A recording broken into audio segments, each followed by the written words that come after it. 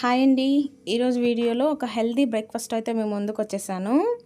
ఏంటో కాదు, ఆమ్లెట్ చేశానండి. ఆమ్లెట్ కూడా ఏంటంటే కొంచెం డిఫరెంట్గా క్యాబేజ్, క్యారెట్ వేసి ఆమ్లెట్ చాలా బాగుంటుంది టేస్ట్. ఒకసారి ట్రై చేయండి. ఇంకా ప్రాసెస్లోకి వెళ్ళినట్లయితే దీనికోసం కొంచెం క్యాబేజ్ని తురిమి కొంచెం తీసుకున్నాను. అలాగే ఒక క్యారెట్, 2 ఎగ్స్.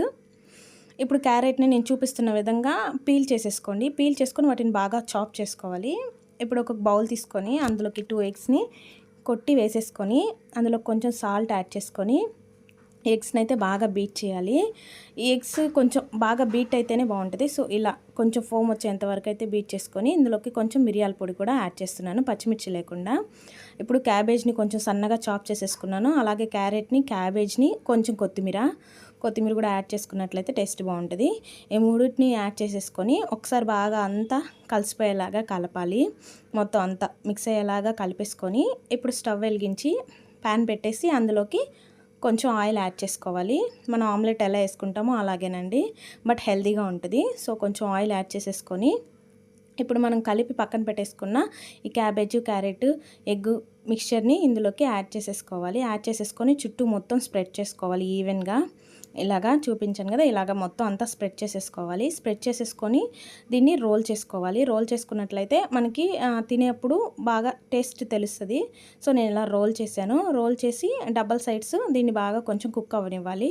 అంటే క్యాబేజ్, క్యారెట్ వేసాం కాబట్టి ఎగ్తో పాటు అవి కూడా బాగా కుక్ అవ్వాలి. సో ఇలా రోల్ చేసుకొని 2 మినిట్స్ ఒక సైడ్, ఇంకో 2 మినిట్స్ ఇంకో సైడ్, 2 సైడ్లు బాగా కుక్ చేసుకున్నట్లయితే లోపల ఉన్న క్యారెట్, క్యాబేజు మొత్తం అంతా బాగా కుక్ అయిపోతాయి. సో ఇంకో సైడ్ కూడా టర్న్ చేసేసాను. ఇలా ప్రెస్ చేస్తూ కుక్ చేసుకున్నట్లయితే లోపల ఆ తేమ ఏం లేకుండా నీట్గా బాగా కుక్ అయిపోతుంది క్యాబేజ్, క్యారెట్. అసలు ఇందులో క్యాబేజ్ ఉన్నట్లు కూడా అస్సలు తెలీదు. చాలా బాగుంటుంది టేస్ట్. ట్రై చేసినట్లయితే డిఫరెంట్గా. చాలామంది క్యాబేజ్ అంటే నచ్చదు. సో ఇలా ఒకసారి ట్రై చేయండి, టేస్ట్ అయితే బాగుంటుంది. ఇప్పుడు ఒక ప్లేట్లోకి తీసుకొని సర్వ్ చేసుకోవడమే. కలర్ కూడా చూసారా ఎంత పర్ఫెక్ట్గా ఉందో, పర్ఫెక్ట్గా కుక్ అయింది అసలు. ఇప్పుడు దీన్ని మీ ఇష్టం వచ్చిన షేప్లో కట్ చేసేసుకోవాలి. ఒకసారి చూపిస్తాను చూడండి ఎంత బాగుంటుందో లోపలంతా కట్ చేసిన తర్వాత థిక్గా. ఇది ఒక్కరికి బ్రేక్ఫాస్ట్కి అయితే ఫుల్ అయిపోతుంది. ఇలా 2 ఎగ్స్ తీసుకొని నేను చెప్పిన క్వాంటిటీలో చేసినట్లయితే చూసారా ఎంత థిక్గా ఒక బ్రెడ్ లాగా ఉంది చూడడానికి. దీన్ని కొంచెం కెచప్తో కానీ లేదంటే ఏదైనా చట్నీతో అయినా తినొచ్చు, లేదా నార్మల్గా అలా తినేసినా కూడా సాల్ట్, కారం అన్నీ యాడ్ చేసుకున్నాం కాబట్టి బాగుంటుంది టేస్ట్. సో నేను కొంచెం కెచప్ యాడ్ చేసుకొని తిన్నాను. టేస్ట్ అయితే ఎక్సలెంట్గా ఉంది అసలు, చాలా బాగుంది.